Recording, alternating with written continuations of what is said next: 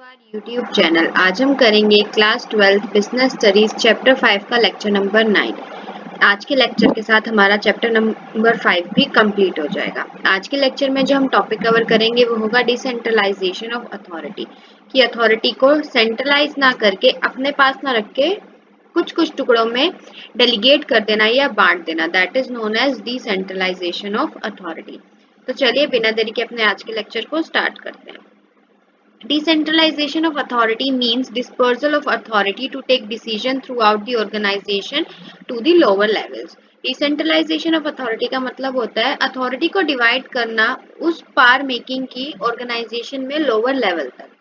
It implies reservation of some authority with top level management and transferring rest of the authority to the lower levels of the organization. इसका मतलब होता है कुछ जो important authorities हैं वो सिर्फ रिजर्व अथॉरिटीज टॉप लेवल के पास रहेंगी ऑर्गेनाइजेशन की, बाकी जो बची हुई होंगी वो क्या कर दी जाएंगी, लोअर लेवल्स को दे दी जाएंगी. This empowers lower levels to take decision regarding problems faced by them without having to go to the upper levels. ये क्या करता है, डिसेंट्रलाइजेशन हेल्प करती है लोअर लेवल को डिसीजन लेने में जो प्रॉब्लम्स वो लोग फेस करते हैं बिना अपर लेवल से कंसल्ट किए बिना उनको रिजोल्व करने में. सेंट्रलाइजेशन का मतलब होता है authority retained at the top level, जब सारी अथॉरिटी टॉप लेवल के पास होती है. और वही डिसेंट्रलाइजेशन का मतलब क्या होता है, systematic delegation of authorities at all levels and in all departments of the firm. Firm needs to balance the two. Systematic decentralisation का मतलब होता है जब एक सिस्टमैटिक ढंग से डेलीगेट किया जाता है अथॉरिटी को हर लेवल पे और हर डिपार्टमेंट में फर्म के.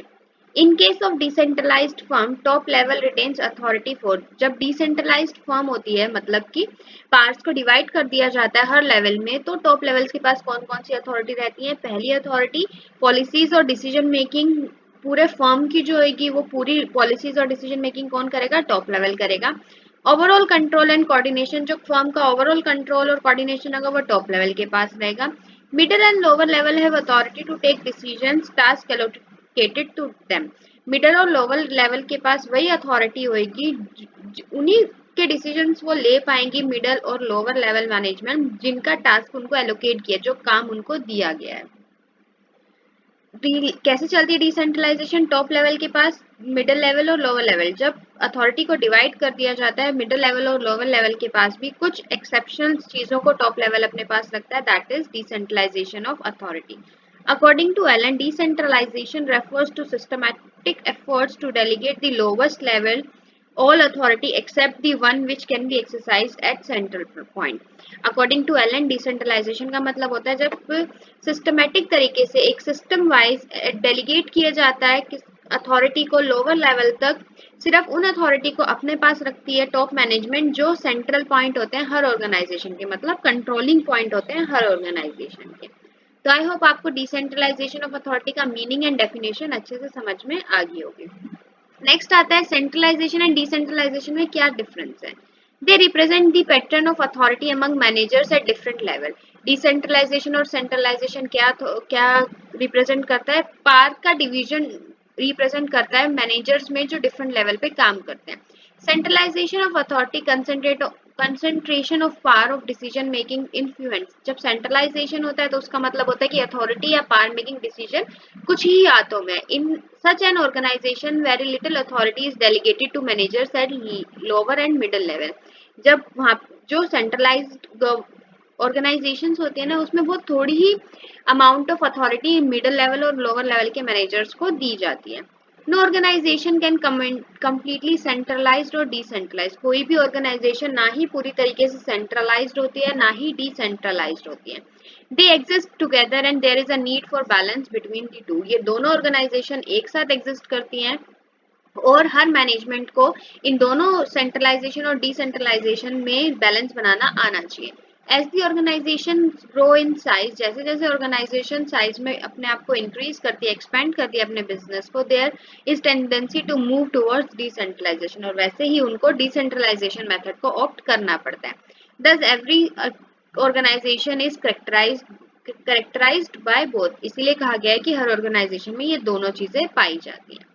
इंपॉर्टेंस ऑफ डिसेंट्रलाइजेशन क्या होती है, डेवलप इनिशिएटिव अमंग सबऑर्डिनेट्स. जब आप अपने से नीचे सबऑर्डिनेट को काम करने वाले को एक अथॉरिटी दे दोगे ना, तो वो अपने आप को प्रूव करने में और इंटरेस्टेड होगा और नई चीजों को लेने में भी वो इनिशिएट करेगा।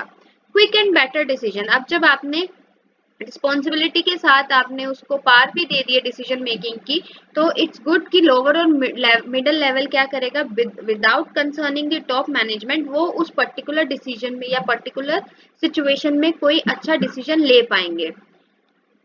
Relieves the top executive from excess workload, जो टॉप लेवल मैनेजमेंट के पास ऑलरेडी बहुत सारा काम होता है, उससे क्या होता है, उनको थोड़ा सा रिलीव मिल जाता है। क्यों रिलीव मिल जाता है? क्योंकि सुपीरियर को और जो लोअर और मिडिल लेवल के मैनेजर्स होते हैं उनको वो पावर दे दी गई है कि अगर आप कहीं पे स्टक हो जाते हो और आपको पता है कि उसका बेस्ट सॉल्यूशन क्या होगा, तो आप उसको एग्जीक्यूट कर सकते हो।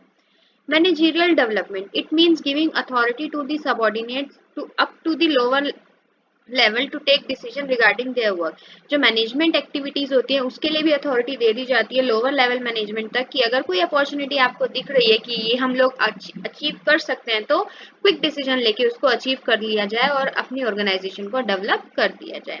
Last but not the least is better control, it makes possible to evaluate performance at each level, which results in complete control of all the activities। जब डिसेंट्रलाइजेशन होता है और हर मैनेजर को कुछ पावर दे दी जाती है, तो वो मेक श्योर करता है कि उस पावर को अच्छे से यूटिलाइज करें और अपने सबऑर्डिनेट से अच्छा सा काम कराएं, जिससे हर सबऑर्डिनेट की परफॉर्मेंस को इवेल्युएट किया जा सकता है और टॉप मैनेजमेंट का क्या हो जाता है, ये वर्कलोड कम हो जाता है और बेटर कंट्रोल ऑर्गेनाइजेशन में होता है। तो ये थी इंपॉर्टेंस ऑफ डिसेंट्रलाइजेशन। इसी के साथ हमारा ये चैप्टर खत्म फिनिश होता है। अगर आपको कोई डाउट है तो प्लीज आप मुझे कमेंट सेक्शन में कमेंट करके जरूर बताएं। हम अपने अगले लेक्चर में डिफरेंसेस स्टार्ट करेंगे हर चैप्टर के, जो हमने चैप्टर्स में नहीं किए थे हम उनको अलग से पढ़ेंगे। तो पहला डिफरेंस जो हम करेंगे वो होगा difference between coordination and cooperation, chapter 1 से। Till then stay safe, thank you for watching, please like share and subscribe our channel for more videos.